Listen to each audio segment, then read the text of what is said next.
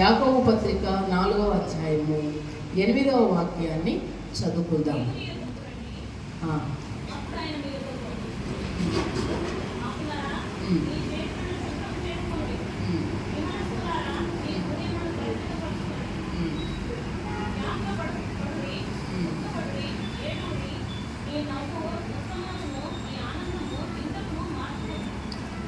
సరే, 7వ వచనం చదువుదాం. కాబట్టి దేవునికి లోబడి ఉండుడి, అపవాదిని ఎదిరించుడి, అప్పుడు వాడు మీ యొద్ద నుండి పారిపోవును.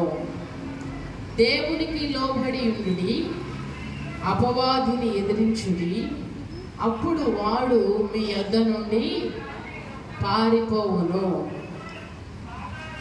ఇప్పుడు అందరూ ఇక్కడ కలిసి ఈ మాటను ధ్యానించుదాం.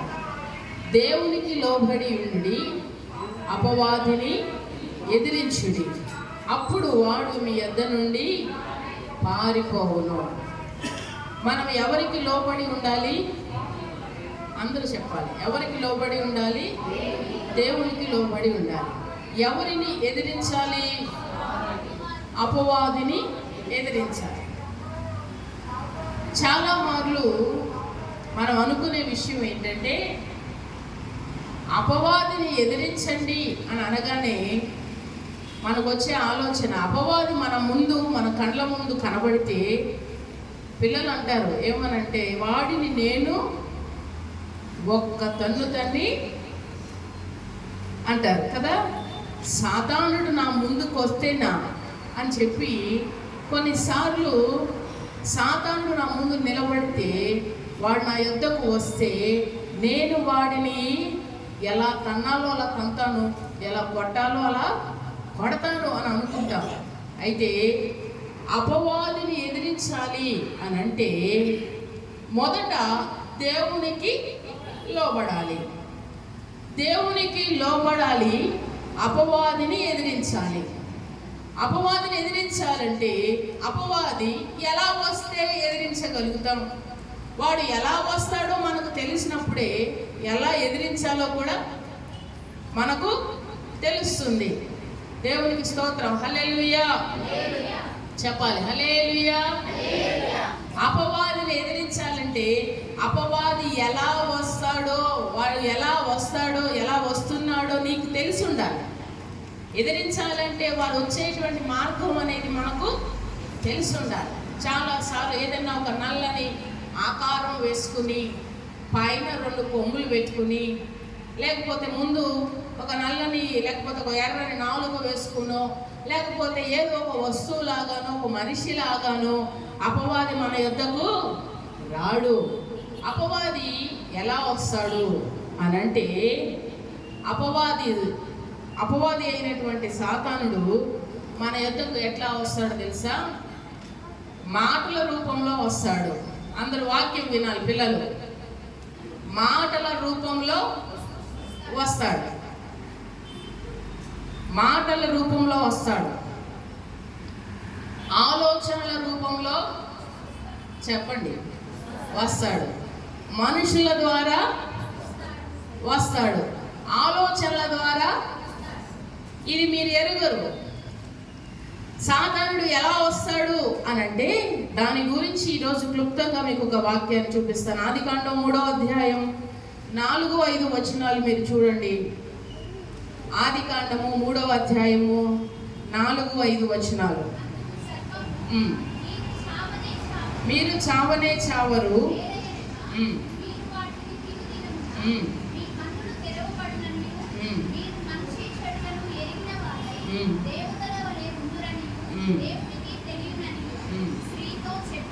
స్త్రీతో చెప్పగా. చాలు.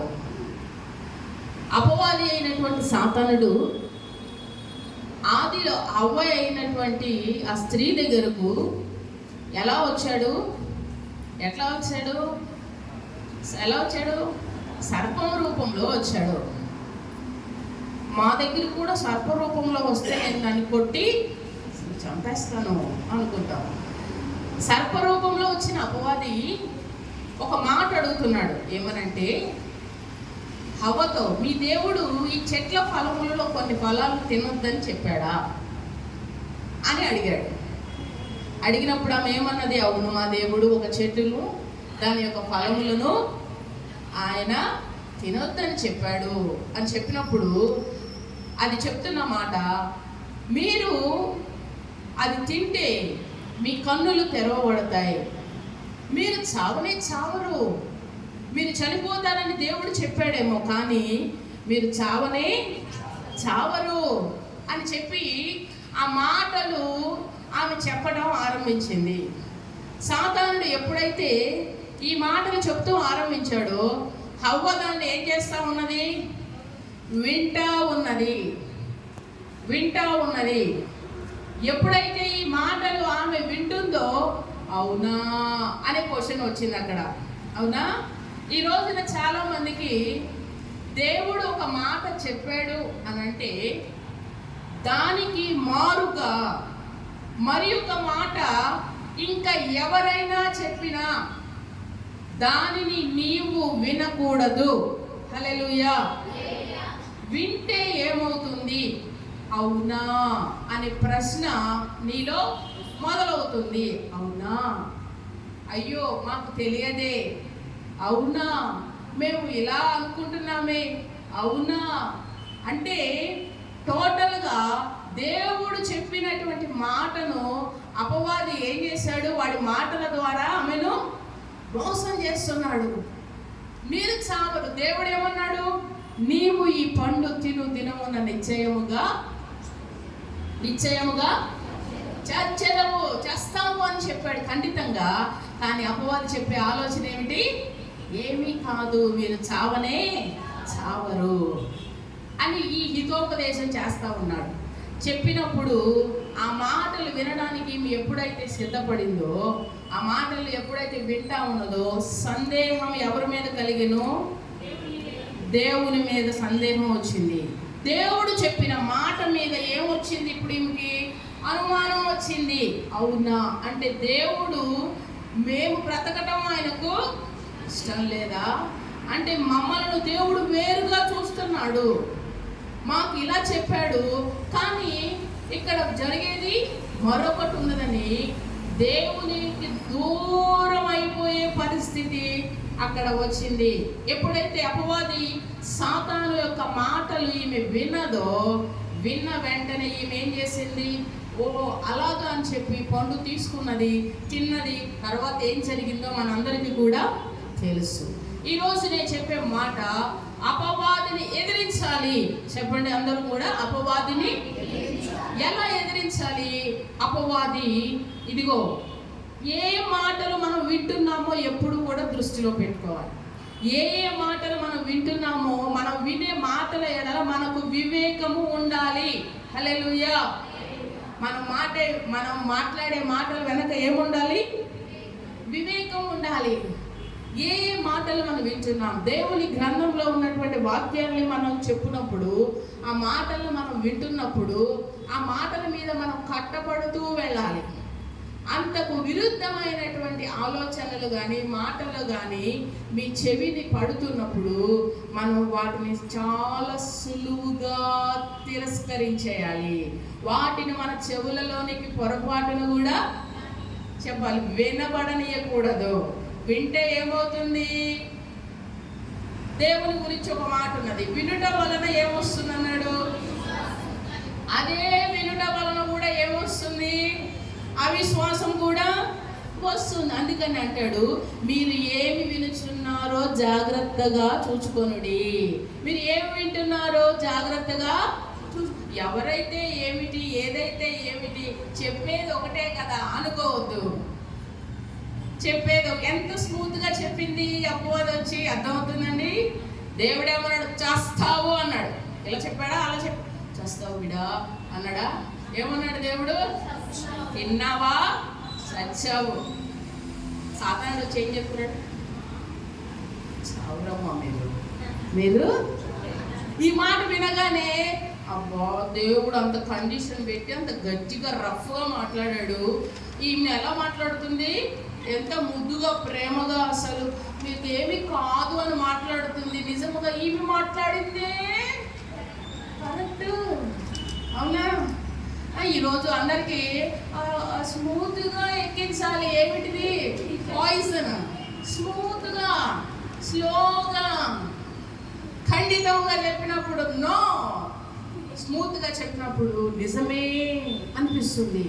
అందుకని మనం వినే మాటలు మనం చాలా జాగ్రత్తగా, మాటల రూపంలో అపవాదిని ఎద్దుకు వస్తాడు. లేని పని మాటలు, అనవసరపు మాటలు మన చెవులో వేసేవాళ్ళు ఉంటారా? మీ ఎద్దుకు వస్తారా? వాటిని మనం ఏం చేయాలి తెలుసా? ఏం చేయాలి? సులువుగా తిరస్కరించాలి. ఓకే బ్రదర్, ప్రార్థన చేద్దాం, ప్రైజ్ లార్డ్ అనాలి, అంతే. ప్రార్థన చేద్దాం, ఇప్పుడే మోకరించండి అనాలి, అంతే. దెబ్బకు పారిపోతాడు. హల్లెలూయా. ఇప్పుడే మోకరిద్దాం, ప్రార్థన చేద్దాం అనాలి. మీరు వెంటనే మాటల రూపంలో మన ఎద్దకు వచ్చిన వారిని ఏమనాలి? వెంటనే ప్రార్థన చేద్దాం బ్రదర్, ప్రార్థన చేద్దాం సిస్టర్, మోకరించండి, మన ఇద్దరం కలిసి ప్రార్థన చేద్దాం విషయం కొరకు అనాలి. అప్పుడు నిజముగా ఆ సమస్య చెప్పుటానికి వచ్చాడా, లేకపోతే ఇంకేదైనా చేయడానికి వచ్చారా అనేది మనకు అర్థమైపోతుంది. ఎప్పుడైతే మనం దేవుని మాటకు లోబడి ఉండమో అప్పుడు అపవాదిని మనం ఎదిరించలేము. దేవుని మాటకు ఎప్పుడైతే లోబడి ఉంటామో ఆ అపవాది చెప్పే మాటలు ఎన్ని రకాలుగా మన చెవిలోకి పడ్డా మనం వాటిని తిరస్కరించాలి. అందుకని వివేకము కలిగి మనము ఉండాలి. సో మొదట వినుట ద్వారా అపవాది అయినటువంటి సాతానుడు మన యొద్దకు వస్తాడు. ఎప్పుడైతే ఈ మాటల ద్వారా మన యొద్దకు వస్తాడో ఆ మాటలను మనం గ్రహించగలగాలి. దేవుడు చెప్పిన మాటని గుండెల్లో పెట్టేసుకోవాలి, ఫిక్స్ అయిపోవాలి. మనం దేవుడు చెప్పిన ఆలోచనను మన గుండెల్లో పెట్టుకోవాలి. మనం దేవుడు ఇలా అన్నాడు కనుక అంతకు మించింది అదంతయు కూడా నేను వినకూడదు అనే ఆలోచన మనకు కలిగి ఉండాలి. తర్వాత చూడండి, రెండవదిగా చూడటం ద్వారా అపవాది మనలను సమీపిస్తాడు. చూపులు అనగా ఏమిటి తెలుసా? ఈ రోజున ప్రతి వారు కూడా లేచింది మొదలుకొని అందరి దగ్గర ఈరోజు సెల్ ఫోన్స్ ఉన్నాయి, టీవీలు కూడా ప్రతి వారి ఇంట్లో ఉన్నాయి. వారి స్థితిని బట్టి ప్రతి వారి ఇంటిలో టీవీలు ఉన్నాయి, ప్రతి వారి చేతిలో కూడా సెల్ ఫోన్లు ఉన్నాయి. చాలా ఈజీగా ఒకప్పుడు సినిమా హాల్కి వెళ్ళాల్సి వచ్చేది, ఒకప్పుడు పక్కవారి ఇంటికి వెళ్ళాల్సి వచ్చేది మన ఇంట్లో టీవీ లేకపోతే. ఒకప్పుడు పరిస్థితి వేరుగా ఉండేది, ఇప్పుడు ప్రతి వారి చేతిలోనే ఉన్నది. మనకు దగ్గరగా ఏవైతే ఉంటాయో జాగ్రత్తగా గమనించండి. మనకు దగ్గరగా ఏదైతే ఉంటుందో దాని ద్వారా వాడు మనలను సమీపించగలడు. హల్లెలూయా. ఎక్కడో దూరంగా ఉన్న దానిని బట్టి కాదు, మనకు దగ్గరగా మన సెల్ ఫోనే ఉన్నది, మన చేతిలోనే ఉన్నది. ఆ సెల్ ఫోన్లో చూసేటువంటివి ఏవైతే ఉన్నాయో, ఏవైతే మనం చూస్తూ ఉన్నామో, మన ఇంటిలో ఉన్న వాటిని ఏమైతే చూస్తూ ఉన్నామో, లేకపోతే రోడ్డు మీద వెళ్తూ ఉన్నాం, గోడల మీద అంటించుంటాయి, రకరకాల దృశ్యాలు అంటించుంటాయి. ఇలా వెళ్తూ ఉండగా అనుకోకుండా ఇలా కనపడటం వేరు, ఏదో కనబడిందే అని చెప్పి ఆగి మరొకసారి చూడటం వేరు. ఎప్పుడైతే మన దగ్గర కనబడిన దానికి, ఇప్పుడు ఏదన్నా ఫర్ ఎగ్జాంపుల్ చాలా భయంకరమైన యాడ్స్ వస్తున్నాయి. ఇప్పుడు యూట్యూబ్లో ఏది ఆన్ చేసినా ఆ యాడ్స్ ఎంత ఘోరంగా ఉన్నాయంటే చాలా ఘోరాతి ఘోరంగా ఉన్నాయి. ఆ యాడ్స్ వచ్చినప్పుడు దాన్నే యాడ్ కదండి, యాడే కదా అని చెప్పి దాన్నే చూడాల్సిన అవసరం ఉందా? లేదు. ఆ యాడ్ తీయటానికి కూడా మనకు ఛాన్స్ ఉండదు. ఒక్కొక్కసారి ఆ ఛాన్స్ లేనప్పుడు తల పక్కకు తిప్పుకోవడమే. కొన్ని చూడకూడని వాటిని, అసభ్యకరమైన దృశ్యాలను, వ్యర్థమైన వాటిని, ఏమైంది జస్ట్ ఏదో చూశానంతే అని నువ్వు అనుకుంటావు. నీకు ఒక మాట చూపిస్తాను చూడండి. 1 సమూయేలు 2వ సమూయేలు గ్రంథము 11వ అధ్యాయము 2-3 వచనాలు చూడండి. 2వ సమూయేలు గ్రంథము 11వ అధ్యాయము 2-3 వచనాలు. ఒకానొక దినమున లేచి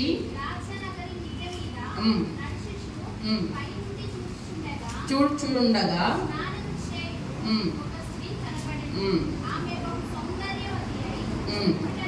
ఉండుట చూచి. చాలు. ఆయన అనుకోకుండా దావీదు మహారాజు పైకెక్కాడు. ఏదో ఒక దృశ్యం ఆయన కనబడింది, అనుకోకుండా కనబడిన ఆ దృశ్యానికి మరలా అతను ఆమె సౌందర్యవతి అయి ఉండుట చూచి, చూచిన దాని గురించి ఇప్పుడు ఇతను ఏం చేస్తున్నాడు? ఆలోచిస్తున్నాడు. ఆమె ఎవరు, ఏమిటి సమాచారం తెలుసుకోవడానికి ఆమె గురించిన ఆలోచనలు అతనిలో ఏమైపోయినాయి? ఆరంభించబడ్డాయి. ఇవన్నీ కూడా అతనిలో బాగా ఆలోచన అనేది ఎప్పుడైతే మొదలైందో, తను చూసిన దానిని బట్టి ఆలోచన ఎప్పుడు మొదలవుతుంది. మనం చూసే దానిని బట్టి ఎప్పుడు కూడా మన మనసులో ఏమొస్తుంది చెప్పండి? ఆలోచన వస్తుంది. ఇప్పుడు నేను చెప్పే మాట, అపవాది ఏ రూపంలో మన యొద్దకు వస్తాడు, మనం ఎలా ఎదిరించాలి అంటే, ఒక వీడియో రూపంలో నీ యొద్దకు వస్తాడు, సెల్ ఫోన్లో ఒక భయంకరమైన దృశ్య రూపంలో నీ యొద్దకు వస్తాడు, ఒక సినిమా మ్యూజిక్తో నీ యొద్దకు వస్తాడు. ఏదో ఒకటే మ్యూజిక్లే కదా అనుకోవద్దు. ఆ మ్యూజిక్స్లో భయంకరమైనటువంటి అపవాది సమూహం ఉంటుంది. మ్యూజిక్ రూపంలో నీ యొద్దకు వస్తాడు, పనికిరాని పోస్టర్స్ రూపంలో నీ యొద్దకు వస్తాడు. ఇవన్నిటి నుంచి నేను దగ్గరకు వచ్చినప్పుడు నీవు అప్పుడు దేవునికి లోబడి అపవాదిని ఎదిరించాలి. హల్లెలూయా, హల్లెలూయా. అపవాదిని ఎదిరించుడి. మీ యొద్దకు వచ్చినటువంటి చూపుల ద్వారా నీ యొద్దకు వస్తాడు. అందుకని మీరేమి చూచుచున్నారో జాగ్రత్త. నీ కన్ను తేటగా ఉంటే నీ దేహమంతా కూడా తేటగా ఉండును అని చెప్పాడు. అవునా? నీ కన్ను తేటగా ఉండాలి. చూడండి, మనం ఏదైనా వస్తా ఒక దృశ్యం ఏదైనా చూసాం, ఫర్ ఎగ్జాంపుల్ ఒక యాక్సిడెంట్ ఏదో చూసాం, ఏదైనా ఒక సంఘటన చూసాం, ఇక్కడ కూర్చున్న ఆలోచన ఎటు వెళ్ళిపోతుందో తెలుసా? చూసిన దాని గురించి ఆలోచించడం ప్రారంభిస్తాం. మనం ఏమైతే చూస్తున్నామో, కొన్నిసార్లు కొంతమంది ఈ రాత్రిలో లేకపోతే పగలు ఖాళీ దొరికినప్పుడు భయంకరమైన దృశ్యాలు చూస్తారు. కత్తులతో పొడుచుకున్నవి, లేకపోతే ఉరి వేసుకుని చచ్చిపోయినవి. అవి ఇంట్రెస్ట్గా వింటారు. చనిపోయిన మాట వాస్తవమే, దాని గురించి ఏం కాదు ఏమైంది అని పోలీసులు ఎంక్వైరీ చేసినట్లుగా ప్రతి విషయాన్ని వీళ్ళు ఏం చేస్తారు? ఆ దృశ్యాలే వింటూ ఉంటారు, ఆ దృశ్యాలు చూస్తూ ఉంటారు. అక్కడ ఏదో జరిగిందంట, ఓకే ఇట్స్ ఓకే, జరిగింది, విన్నావు, ఓకే కదా. దాన్ని ఇంకా తరచి ఇంకా క్లియర్గా నువ్వు తెలుసుకోవాలని ఇంకా అంతకు మించినవి ఉంటాయి కదా దృశ్యాలు. టీవీల్లో ఫోన్లో రానటువంటివి లేవు. చూస్తూ ఉంటే ఏమవుతుంది తెలుసా? నువ్వు చూసావు, దాని ద్వారా నీ చూపు ద్వారా వాడిని లోపలికి వచ్చాడు. ఒక దినమున వాడు తన పని తను ఆరంభిస్తాడు. ఏమంటాడు తెలుసా? నువ్వు కూడా అలా చేయరాదు అని చెప్తాడు నీకు లోపల నుండి. నీలో కోపం రేగిపోయినప్పుడు, ఉక్రోషం రేగిపోయినప్పుడు వెంటనే అప్పుడు చూసిన దృశ్యం నీ కంటికి నీ మెదడులో వస్తుంది. ఏమనంటే, నేను కూడా అలా కొట్టాలి, నేను కూడా అలా తిట్టాలి, నేను కూడా అలా చేయాలి అని. ఎందుకు వస్తున్నాయి తెలుసా? ఈ రోజుల్లో ఒకప్పుడు ఈ టీవీలు ఏవి కూడా లేనప్పుడు ప్రజలందరూ ప్రేమగా ఉండేవారు. ఇప్పుడు ప్రతిదీ కూడా యూట్యూబ్లో దొంగతనం ఎలా చేయాలి అర్థమవుతుందా? దొంగతనం ఎలా చేయాలో కూడా యూట్యూబ్లో చూసి, తలుపులు తాళాలు ఎలా పగలగొట్టాలి, ఏ రకంగా మోసం చేయాలి, ప్రతిదీ కూడా అందులో వచ్చే వాటిని వినుట చూచుట వలన మనలో అటువంటి ఆలోచనలు వచ్చే ప్రమాదము ఉన్నది. అందుకనే చూచే విషయాలు జాగ్రత్తగా ఉండాలి. దావీదు చూచాడు, అతని మనసులో ఆలోచన మొదలైంది, క్రియారూపం దాల్చాడు, దేవుని దృష్టికి బహు ఘోరమైన పాపం చేసిన వాడుగా మార్చబడ్డాడు. హల్లెలూయా. అదంతా తన జీవితంలో అనుభవించినాక 119వ కీర్తన 37వ వచనంలో అంటాడు, వ్యర్థమైన వాటిని చూడకుండా నా కన్నులు త్రిప్పివేయము. ఇప్పుడు అంటున్నాడు ప్రభువా, వ్యర్థమైన వాటిని చూడకుండా నా కన్నులు త్రిప్పివే. ఈ ప్రార్థన నువ్వు ఎప్పుడు చేయాలి? వ్యర్థమైన వాటిని వినకుండా, వ్యర్థమైన వాటిని చూడకుండా నా కన్నులు నా చెవులను నీవు త్రిప్పివేయము. అని మనం ఎప్పుడు కూడా ప్రార్థన చేసుకోవాలి. అపవాది వచ్చేటువంటి రెండవ మార్గం, మనం చూచే వాటిని బట్టి వాడు మన ఎద్దుకు వస్తాడు. మొదటగా మనం వినేటువంటి మాటల బట్టి మన ఎద్దుకు వస్తాడు. వినే మాటలు జాగ్రత్తగా చూసుకోవాలని నేను చెప్తున్నాను. అది ఎవరు చెప్పినా ఏమి చెప్పినా, ఏమి వింటున్నామో దాని విషయంలో జాగ్రత్త పడకపోతే నీలో అవునా అనే ప్రశ్న మొదలవుతుంది. దేవుడిని క్వశ్చన్ చేసేటువంటి ఆలోచన నీలో మొదలవుతుంది. దేవుని మీదే అవిశ్వాసం నీలో మొదలవుతుంది. దేవుని మీద ఉన్న నమ్మకం అంతా కోల్పోవలసిన పరిస్థితి వస్తుంది. దేవుని మీద ఆయాసం పెట్టుకునే పరిస్థితి వస్తుంది. కారణం, వాడు మాటల రూపంలో నీ హృదయాన్ని సందర్శించాడు. ఆ మాటల వలలో నీవు పడిపోయావు. ఈ రోజున చాలా మంది ఆ మాటల వలలోనే పడిపోతున్నారు. మాటల వలలో పడిపోతున్నారు. అందుకని వినేటువంటి మాటలు మనం జాగ్రత్తగా చూసుకోవాలి. తర్వాత మూడవదిగా చూడండి, అపవాది అయిన సాతానుడు మనుషుల ద్వారా మన ఎద్దుకు వస్తాడు. మూడవదిగా ఎట్లా వస్తాడు చెప్పండి? మనుషుల ద్వారా మన ఎద్దుకు వస్తాడు. ఎవరా మనుషులు తెలుసా? ఏ మనుషుల ద్వారా వస్తాడు అపవాది? బయట నుంచి ఎవరైనా ఒకరు ముసుగు వేసుకుని పొద్దున్నే వచ్చి మన తలుపు కొడతారనుకుంటున్నారా? మన ప్రక్కనే ఉన్న భర్త ద్వారా వస్తాడు. మన ప్రక్కనే ఉన్న భార్య ద్వారా వస్తాడు. మనతో ఉన్న పిల్లల ద్వారా వస్తాడు. మనం ఏర్పాటు చేసుకున్న ఫ్రెండ్స్ ద్వారా వస్తాడు. మన పైన ఉన్న అధికారుల ద్వారా వస్తాడు. మన ఇంటి చుట్టుప్రక్కల ఉన్నటువంటి వారి ద్వారా. అంటే దాని అర్థం అందరూ సాతానులేనా అని కాదు. భార్య రూపంలో వస్తాడంటే భార్యను సాతాననా? కాదు. భర్త రూపంలో వస్తాడు అని అంటే భర్త మాట్లాడే ప్రతిదాన్ని అనుమానించాలన్నా, సందేహించాలన్నా కానే కాదు. వాడు ఎంపిక చేసుకునే విధానం ఏంటి తెలుసా? మనల్ని సందర్శించాలంటే, మనల్ని దర్శించాలంటే మనతో ఎవరెవరు కనెక్ట్ అవుతున్నారో వారి ద్వారా మాత్రమే మనం కనెక్ట్ అవ్వగలడు. అవునా? మనతో ఎవరెవరు మాట్లాడుతున్నారో వారి ద్వారానే మనతో మాట్లాడగలడు. అందుకని మన చుట్టూ మనతో మాట్లాడేటువంటి వారు ఎవరైతే ఉన్నారో వారి విషయాలలో, వారు మాట్లాడే విషయాలలో నీవు బహు వివేకము, ఆలోచన కలిగిన దానివై ఉండాలి. హల్లెలూయా. ఉదాహరణకు యోబు గారి దగ్గరకు అపవాది ఏ రూపంలో వచ్చాడు? స్నేహితుడి రూపంలో కంటే ముందుగా భార్య రూపంలో వచ్చాడా? భార్య రూపంలో వచ్చాడు. వచ్చి ఏమంటున్నాడు? భార్య ఏమంటుంది? నువ్వు యథార్థతను వదలకుందువా? దేవుని దూషించి మరణం కమ్ము అంటే దేవుని దూషించి చచ్చిపోరాదా? నువ్వు చావమని ప్రేరేపిస్తుంది. అవునా? అక్కడ చావమని భార్య ప్రేరేపిస్తుంది. ఇక్కడ యోబు గారి మనస్సును, యోబు గారి యథార్థతను, యోబు గారు దేవుని మీద పెట్టుకున్న నమ్మకాన్ని, ఆయన ఉండే ఆధ్యాత్మిక లెవెల్ వేరు. ఆ లెవెల్ నుండి పూర్తిగా ఆయన ఇప్పుడు భార్యాభర్తల మధ్య హృదయం ఎలా ఉంటుంది? మీరేంటి క్వశ్చన్ మార్క్ పెట్టారు? భార్యాభర్తల మధ్య హృదయం ఎలా మౌనంగా ఉంటుందా? వారి హృదయం ఎలా ఉంటుందంటే ఒకరితో ఒకరికి పెనవేసుకుని ఒక రకమైన అదొక రకమైన రిలేషన్. అది తల్లి తండ్రి కంటే లేకపోతే ఏ రిలేషన్ కంటే కూడా భార్యకు భర్తకు మధ్య ఉండే రిలేషన్ అది చాలా సెన్సిటివ్ రిలేషన్. చాలా సన్నిహితంగా ఉంటుంది ఆ రిలేషన్. చాలా క్లోజ్గా ఉంటుంది ఆ రిలేషన్. చాలా దగ్గరగా ఉంటుంది రిలేషన్. అది ఒకరి మనస్సు ఒకరు ఎరిగిన వారుగా, అది ఎవరితోనూ ఎక్కడ చెప్పలేని విషయాలు కూడా కొన్ని భర్త దగ్గరనో భార్య దగ్గరనో పంచుకుంటూ ఉంటారు. అంటే అదొక రకమైన రిలేషన్. అది ఆ సన్నిహితమైన రిలేషన్లో అది రిలేషన్ ప్రాముఖ్యమైనది. కానీ ఆ రిలేషన్ విషయంలో దానికంటే ఎవరికి వారుగా ఇండివిజువల్గా దేవుడితో ఒక రిలేషన్ కలిగి ఉన్నాం. మనం అందరం కూడా ఒక పని కొరకు నియమించబడ్డాం.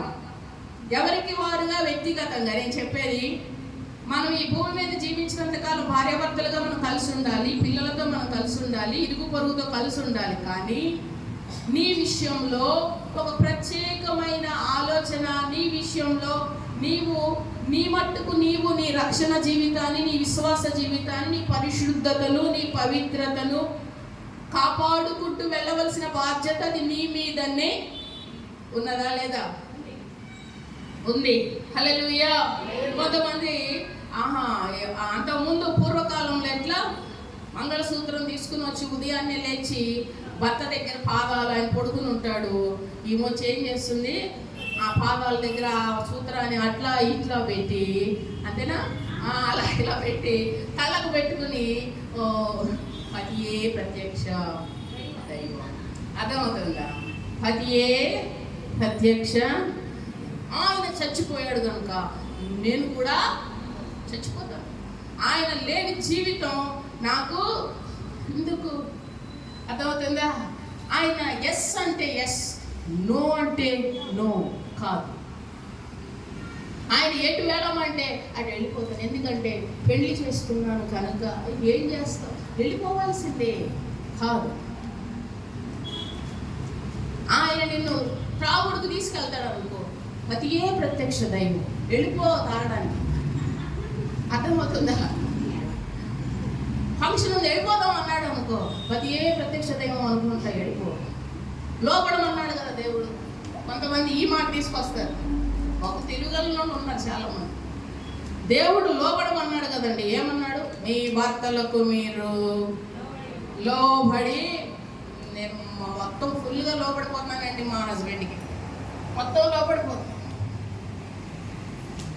భార్య రూపంలో వస్తే నా ప్రియమైన సఖి, ఎంతకాలం నా దగ్గర ఉన్నావు కదా, నా భార్య నన్ను అంత మాట అన్నాక నా జీవితానికి విలువుందా? ఒక ఆడపిల్ల మగ వ్యక్తిని, పురుషులను అంత ఘోరంగా మాట్లాడితే నాకంటూ ఒక రోషం పాడు ఏమన్నా ఉన్నాయా? నేను ఇంకెందుకు బ్రతకాలి? నా భార్య దృష్టిలో నేను ఎలా ఉన్నానో చాలా హీనంగా మారిపోయాను. నా భార్య నాకు విలువ ఇవ్వట్లేదు ఇక్కడ.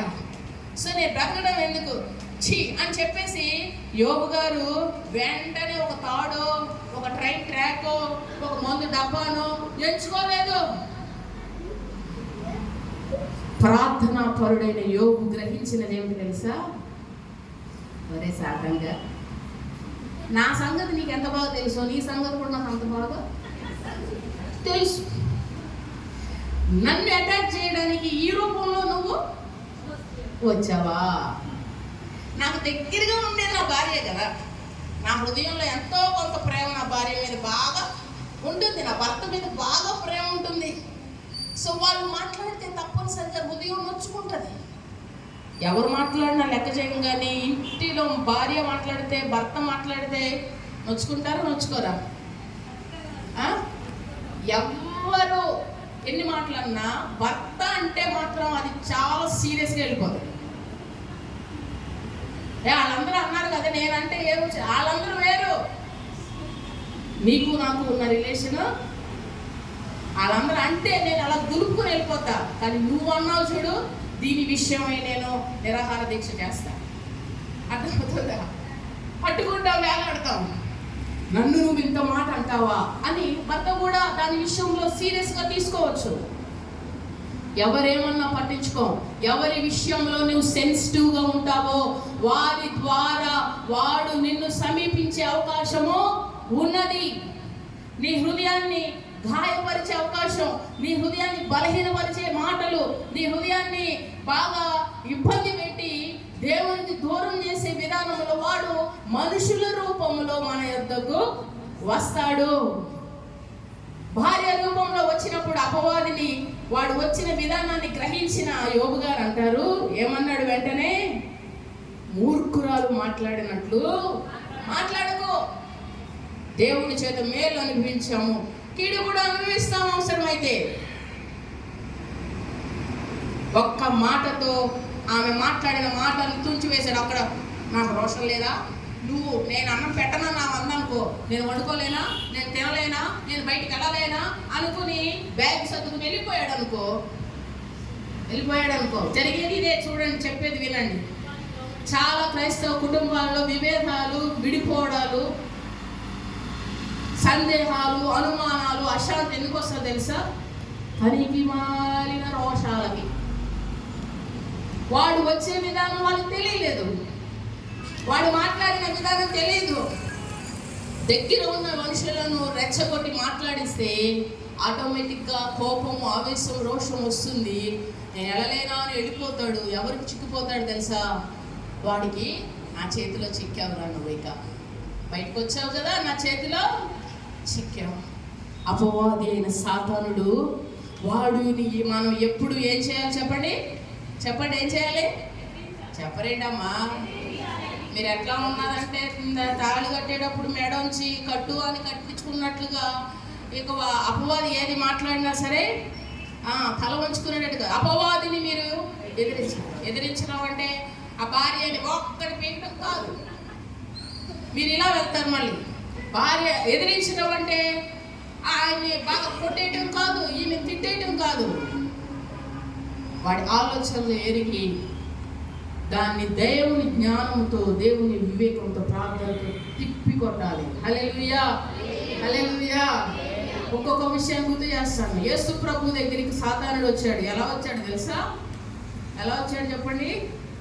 ఆయన దగ్గర, ఆయన హృదయానికి దగ్గర ఉన్న, ఆయనతో ఉన్న శిష్యులలో పేతురు గారి రూపంలో వచ్చాడు. నేను శ్రమ పొందాలి, హింస పొందాలి, నేను కష్టాలు పడాలి, నేను శిలువ యాగం పొందాలి, అప్పుడు మీకు విడుదల వస్తుంది, నేను చనిపోయి 3వ దినాన తిరిగి లేవాలి. అది దేవుడు ఆయన జీవితంలో ఏర్పాటు చేసిన కార్యం. ఆయన విషయంలో ఒక ప్రత్యేకమైన కార్యం కొరకు దేవుడి లోకానికి పంపించాడు. ఆ కార్యం ఆయన నెరవేర్చాలి. ఈరోజు ఇక్కడ కూర్చున్న ప్రతి వారు కూడా నీ విషయంలో దేవునికి ఒక ఆలోచన ఉన్నది. నీ విషయంలో దేవుడు ఆయన నిర్ణయించిన కార్యము నీవు నెరవేర్చాలి. భూమి మీద నెరవేర్చి మనము ఆ రాజ్యానికి చేరవలసిన వారమై ఉన్నాం. అయితే ఆ కార్యాన్ని నెరవేర్చే క్రమంలో కొన్నిసార్లు మన మీద సానుభూతి చూపించినట్లుగా, మన మీద ప్రేమ వెల్లడి చేసినట్లుగా, మన మీద అర్థమవుతుందండి, మన మీద ఎంతో దయను కనుపరిచినట్లుగా మన దగ్గర ఉన్నవారే దేవుని కార్యాలు చేయడానికి మనకు ఆటంకాన్ని కలుగజేస్తారు. ఆ ఆటంకము కలుగుతుంది అని అంటే నువ్వు గ్రహించాలి. అహో, వాడు నా హృదయానికి దగ్గరగా, నాకు సమీపంగా ఉన్న వారి రూపంలో నా దగ్గరకు వచ్చాడు. యేసు ప్రభు వారు ఎప్పుడైతే ఆ మాట చెప్పారో పేతురు గారు అంటారు, ఏమని అంటారు పేతురు? ప్రభువా, నువ్వు హింస పొందటమా, నీవు శ్రమ పడటమా, నీవు కొరడాలతో కొట్టబడటమా, నీవు సిలువ వేయబడటమా, అది నీకు దూరమగును కాక ప్రభువా అని ఏడ్చుంటాడు, కన్నీరు కాచి. అయ్యా, అదే మన అంటాడు మనకో, మనమే నా మీద ఎంత ప్రేమ, నా శిష్యుడికి నా మీద ఎంత ప్రేమ. అవునురా, నీలా ప్రేమించేవారు మిగతా 11 మందికి ఆ ప్రేమ లేదురా, నీకే నా మీద, నీ మాట నేను తీసేయలేదు. ఎందుకంటే నువ్వు మొదటి నుంచి నాతో ఉన్నావు. అవునా? మొదటి నుంచి నువ్వు నాతో ఉన్నావు. నా శిష్యుడు, ప్రియమైన శిష్యుల్లో శిష్యుడు, నీ మాట తీసేయలేదని చెప్పి అర్థమవుతుందా? సెంటిమెంటెడ్గా వెళ్ళొద్దు. ఆమె చెప్పండి, సెంటిమెంటెడ్గా పోవద్దు. నువ్వు ఎక్కడ దెబ్బతింటావో అప్పు అది తెలుసు. ఈమె సెంటిమెంటెడ్ మనిషి అనుకుంటే సెంటిమెంట్ ద్వారా కొడతాడు అప్పు. అర్థమవుతుందండి? ఈయన కొంచెం ఎవరి మాట వింటగానే ఆ తప్పుడు మాట బాగా వింటాడని వాడు తెలుసు అనుకో. తెలుసా తెలీదా? తెలుసు. ఎవరి మాట ఏంటండి, ఆ భార్య చెప్పిన విండు, ఫ్రెండ్స్ చెప్పిన, అమ్మ నాన్న చెప్పిన, పాస్టర్ గారు చెప్పిన, అసలు ఏంటంటే వాళ్ళ తమ్ముడి మీద బాగా నమ్మకం అండి, లేకపోతే వారి అన్న దగ్గర వారి ఫ్రెండ్ మీద బాగా నమ్మకం అండి అని చెప్తే ఖచ్చితంగా వస్తాడు ఇక వారి రూపంలో, సెంటిమెంట్ రూపంలో నీ దగ్గరికి వస్తాడు. ప్రభువా, అది నీకు దూరము అవునుగాక. ఆయన అన్నాడు, నా ప్రియమైన శిష్యుడు అల్లా సాతానా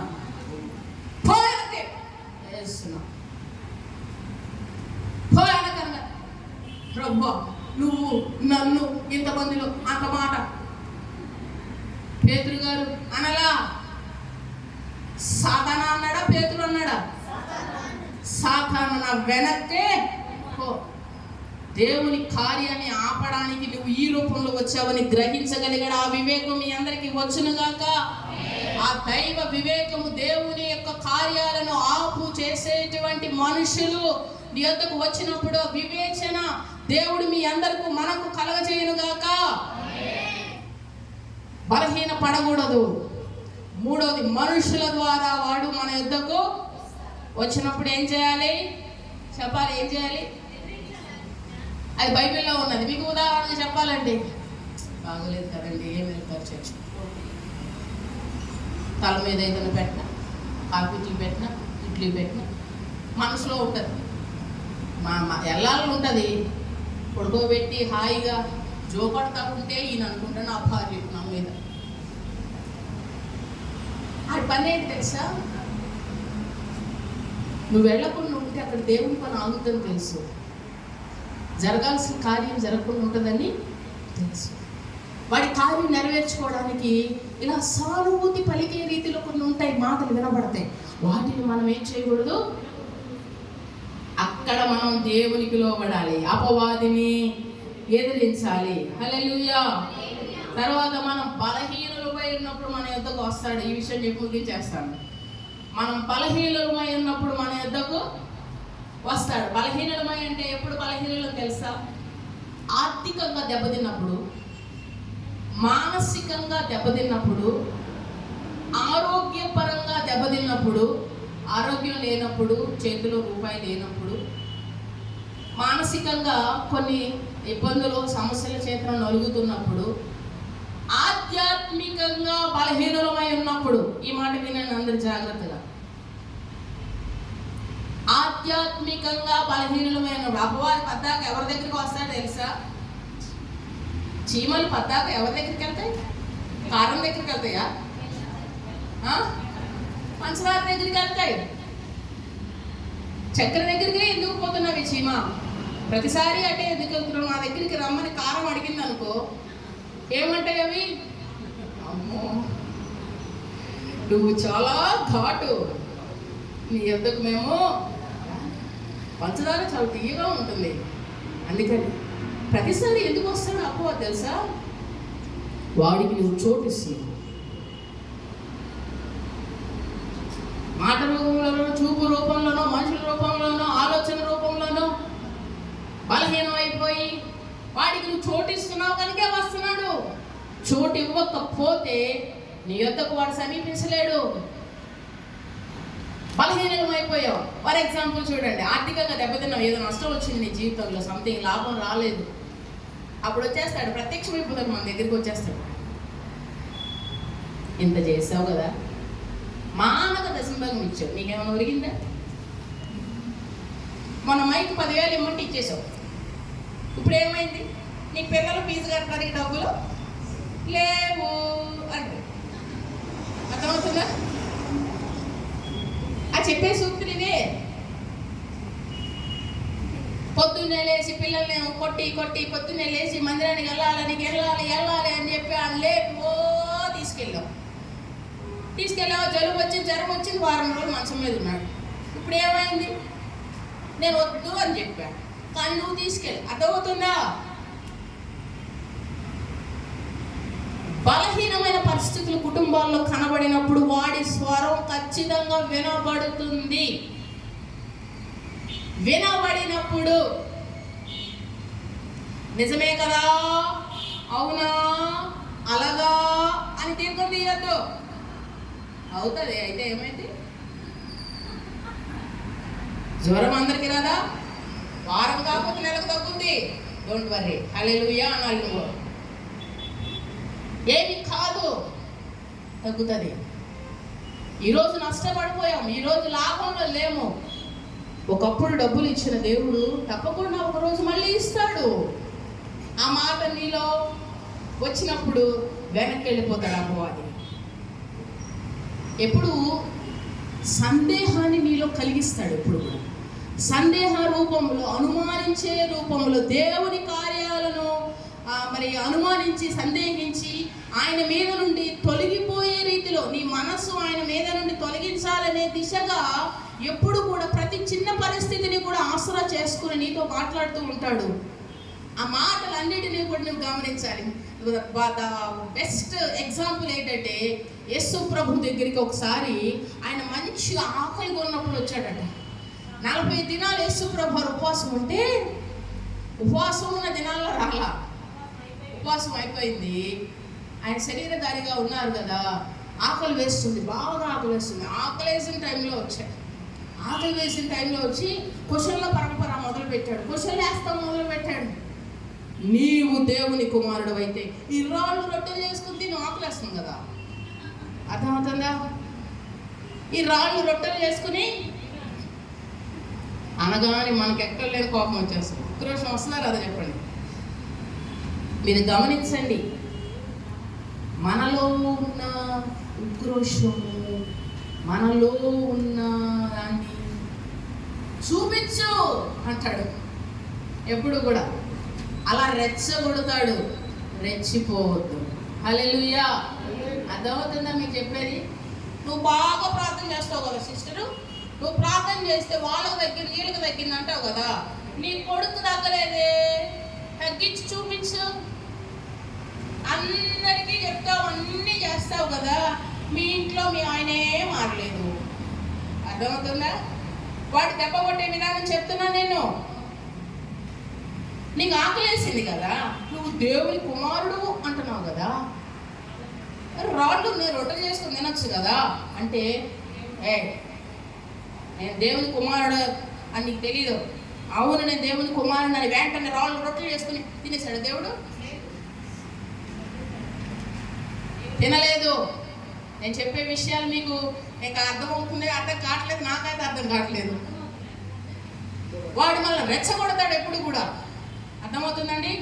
మాటల రూపంలో రెచ్చగొడతాడు. అందరికీ ప్రార్థన చేస్తావు, అందరినీ మందిని నడిపిస్తావు, మీ కుటుంబమే నువ్వు పట్టుకోలేదు. ఇదొక సూక్తి. అర్థమవుతుందా? వాడు ఎన్నో మాటలు వినబడి ఇస్తాడు. దేవుడు ఎప్పుడు మనతో ఉంటాడండి. అపవాది కూడా, వాడి కన్నులు కూడా మన మీద ఎప్పుడు కూడా ఉంటాయి. వాడిని ఎప్పుడు మనం ఎదిరించే క్రమంలోనే ఉండాలి. ఎప్పటి వరకు ఎదిరించాలండి అంటే, నువ్వు కను మూసే వరకు వాడిని ఎదిరిస్తూనే ఉండాలి. వాడి ఉద్దేశం ఒకటే, నువ్వు వెళ్ళాల్సిన మార్గాన్ని వెళ్ళకుండా నిన్ను చివరి క్షణంలోనైనా నిన్ను లాగాలి. యాత్రికుని ప్రయాణం అనే ఒక పుస్తకం ఉంటుంది, అద్భుతమైన పుస్తకం. యాత్రికుని ప్రయాణంలో ఆ యాత్రికుడు ఒక ప్రయాణం చేస్తూ ఉంటాడు. ఆ ప్రయాణంలో చివరి వరకు, పరలోకాన్ని చేరే చివరి వరకు వాడు ప్రయత్నిస్తూనే ఉంటాడు. అందుకని చాలాసార్లు వారి జీవితంలో బ్రతికినంత వరకు చాలా ఘనంగా బ్రతికిన వారు ఆఖరిలో దేవుళ్ళు తప్పిపోయి ఉంటారు, దేవుళ్ళలోంచి జారిపోయి ఉంటారు, దేవుని మార్గానికి విరోధంగా ప్రవర్తిస్తూ ఉంటారు. కారణం ఏంటంటే, వాడు ఎక్కడో ఒక చోట వాడికి అవకాశం ఇచ్చారు, వాడు మొదటి నుంచి వారికి ఇవ్వలేదు. కానీ చివరిలో బలహీనమైన మనస్సును బట్టి, అందరూ అంటున్న మాటలను బట్టి పట్టించుకుని ఆ మాటలకు కృంగిపోయి, ఆ మాటలకు బలహీనమైపోయి, నిజమే కదా అని అనుమానం వచ్చి బలహీనమైపోయిన మనలను వాడు ఈడ్చుకుని వెళ్ళిపోతాడు. అపవాదిని మనము ఎదిరించాలి. నువ్వు దేవుని కుమారుడు అయితే, నేను దేవుని కుమారుడు అని చెప్పావు కనుక శిలువ మీద నుండి దిగు అన్నారా? అనలేదా? అన్నారా? శాస్త్రులు, పరిసయ్యులు, ప్రధాన యాజకులు, వీరందరూ మనుషుల దృష్టిలో ఎటువంటి వారు? గొప్పవారా కాదా? నీతిమంతులు. చెప్పాలి. చూడండి, ముఖ్యమైనటువంటి కొన్ని ఆధ్యాత్మిక విషయాలు మనుషులందరి దృష్టిలో వాళ్ళు చాలా ప్రధానమైన వారు. దేవుని కార్యం చేసే నీ విషయంలో వారు సాతాను చేత ఏర్పాటు చేయబడిన ఆలోచన కలిగిన వారు. నీవు దేవుని చేత ఏర్పాటు చేయడం, వాళ్ళ మనుషుల దృష్టిలో అమ్మో ఆయన శాస్త్రి గారు అంటే, ఆయన పరిచయులు గారు, ఆయన ప్రధాన యాజకులు గారు, ఆ యాజకులు అంటున్నారు కనుక నేను చెయ్యాలి. కాదు, దేవుని కార్యం నీ కొరకు ఏమి నియమించబడినదో అది నెరవేర్చిన కొరకు ఎంతగా రెచ్చగొట్టేవారు పిల్లలైనా ఎవరైనా కానీ రెచ్చిపోవటం దేవుని యొక్క ఆలోచన నెరవేర్చడం కాదు. దిగమన్నారు కదా, నేను నన్ను కాపాడుకోలేనా? ఒక్క దెబ్బలో సిలువ మీద చెట్ట దిగిపోయాడు దేవుడు, దిగలేదు. అపవాది అలాగూ వారి మాటల రూపంలో అలాగూ చేయిస్తున్నాడు. అంటే కార్యం జరగకుండా ఆపాలి, దేవుని కార్యం జరగకుండా ఆపడానికి అనేక శతవిధాలుగా ప్రయత్నిస్తూనే ఉన్నాడు. సిలువ మీదకి ఎక్కినా వదిలిపెట్టాడా? చెప్పండి, వదిలిపెట్టాలా? అక్కడ కూడా అయినను దేవుడు శరీర సంబంధమైన మనసుకు చోటు ఇచ్చినట్లయితే రోషాన్ని పౌరుషాన్ని ఉపయోగించి దిగిపోయేవాడేమో. ఆయన ఆత్మ సంబంధమైన మనుషుడు, దేవుని మాటకు లోబడేవాడు, తండ్రి మాటకు గౌరవించేవాడు కనుక అపవాదిని ఎదిరించాడు. వాడు ఏమయ్యాడు? వెంటనే అక్కడి నుండి పారిపోయాడు. క్వశ్చన్ల పరంపర మొదలు, నువ్వు నాకు మొక్కితే ఇదంతా నీకు ఇచ్చేస్తా, లోకంలో ఉన్న వాటిని చూపించి నీకు ఆశ కలిగిస్తాడు. చూడండి, వినండి. నీ దగ్గర డబ్బు లేదు కదా, డబ్బును ఆశ చూపించి నిన్ను బోల్తా కొట్టించడానికి చూస్తాడు. నీ దగ్గర అందం లేదు కదా, అందాన్ని చూపిస్తాడు. పాపంలోనికి లాగివేయడానికి నువ్వు ఎక్కడ బలహీనుడవో ఆ పాయింట్లో నిన్ను పట్టుకుంటాడు వాడు. ఏదైతే నీతో మాట్లాడడానికి ఎవరు సరిగా లేరు కదా, నీతో నేను ఆదరించడానికి బలపరచడానికి ఎవరు లేరు కదా అని నీ మనస్సును ఎరిగినటువంటి వాడు ఆ రూపంలో నీ దగ్గరకు వచ్చి నిన్ను బలహీనం చేయడానికి చూస్తాడు. మనం అప్పుడు వాడి మాటలు మనం వినకూడదు. అప్పుడు దేవుడు ఏమన్నాడు తెలుసా? ప్రభువు అయిన నీ దేవుని మాత్రమే మొక్కి సేవించాలన్నది, సాతాను నా వెనకకు పొమ్మో. గద్దించగానే వాడు వెళ్ళిపోయాడని రాయబడి ఉన్నది. హల్లెలూయా, హల్లెలూయా. చెప్పడం చేతులైతే హల్లెలూయా చెప్పండి. గద్దించాలి అపవాదిని, సాతానుని. అంటే ఇది మన ఎదురుగుండా భర్త నిలబడగానే సాతానా పో అనకూడదు. ఆలోచన గుర్తెరిగిన వారై మనల్ని రేపి రెచ్చగొట్టి కోపాన్ని కలిగించి ఆవేశాన్ని కలిగించి ఉగ్రశాన్ని కలిగించి సమస్యలు పెద్దగా చేసి గొడవ చేసి అనకూడని మాటలన్నీ అనిపించేసి పలికించేసి డివైడ్ చేసేసి భేదాభిప్రాయాలు కలిగించేసి ఆడి కార్యం నెరవేర్చుకోవాలనేది అది ప్లాన్. దాన్ని నువ్వు సులువుగా ఏం మాట్లాడుతావు? ఎంత ఎత్తుకు ఎదిగినా తిప్పికొట్టడం అంటే అది, వాడిని ఎదిరించడం అంటే అది. కానీ కొన్నిసార్లు ట్రాప్లో పడిపోతాడు. అవునా? వాడి ట్రాప్లో నీకు ఏమొచ్చా? అసలు నీకు వంట చేయడం వచ్చా? ఇక లేవో వెళ్ళిపోతాం ఇంక ఎక్కడికో. ఇప్పుడు దాకా చేయకుండా తిన్నావా? అర్థమవుతుందా? కోపం మనలో తగ్గితే ఒక మంచి మాట చెప్తా చూడండి. గడ్డి గాలి వీచినప్పుడు, తుఫాను వచ్చినప్పుడు అంతా అలా ఉంటుంది. దాని మీద నుండి వెళ్ళిపోతాడు. అది వెళ్ళిపోయిన తర్వాత మళ్ళీ ఇలా నిలబడదు.